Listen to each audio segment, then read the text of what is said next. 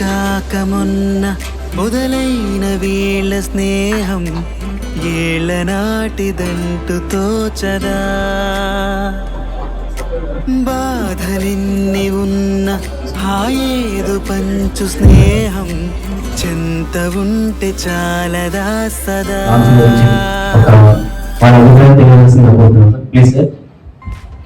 Thank you అండి. First volunteers అందరికీ ఇక్కడికి వచ్చిన వాలంటీర్స్ అందరికీ నమస్తే. అండ్ టీం అందరికీ ఆల్ ద బెస్ట్. నేను సినిమా చూశాను, నాకైతే చాలా బాగా నచ్చింది. అండ్ వాళ్ళ కష్టం అంటే ఎవరు నటించినట్టు అనిపించలేదు నాకు. అంటే థియేటర్ ఆర్టిస్ట్ ఒక స్టాండర్డ్ లో అందరూ వాళ్ళ ఓన్లీలో అందరూ చాలా బాగా పర్ఫార్మెన్స్ చేశారు. సో డెఫినెట్ గా ఈ సినిమా చాలా బాగుంటుంది. అండ్ ఓటీటీలో అయితే డెఫినెట్ గా ఓటీటీలో ఇది ఆడుతుంది.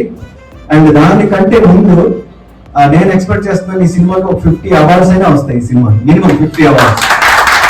ప్రొడ్యూసర్ కొంచెం కేర్ తీసుకొని ఇంటర్నేషనల్ ఫిల్మ్ ఫెస్టివల్స్ కి, నేషనల్ ఫిల్మ్ ఫెస్టివల్స్ కి పంపిస్తే తప్పకుండా దీనికి కంపల్సరీ అవార్డ్స్ వస్తాయండి.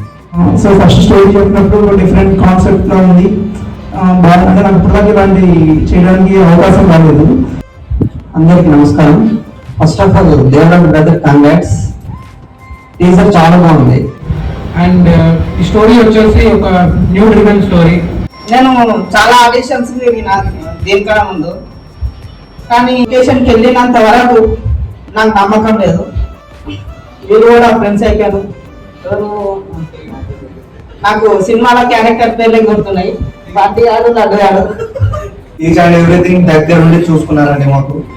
సో కథ విన్నప్పుడు ఫస్ట్ హుక్ పాయింట్ నాకు అనిపించింది ఏంటంటే,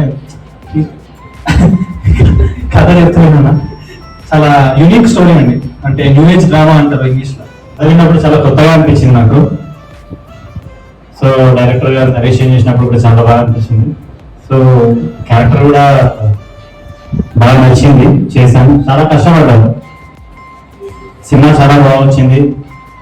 కొత్త కథ, డెఫినెట్ అందరికీ నచ్చుతుంది. ఇక్కడికి వచ్చిన వాళ్ళందరికీ చాలా థ్యాంక్ యూ.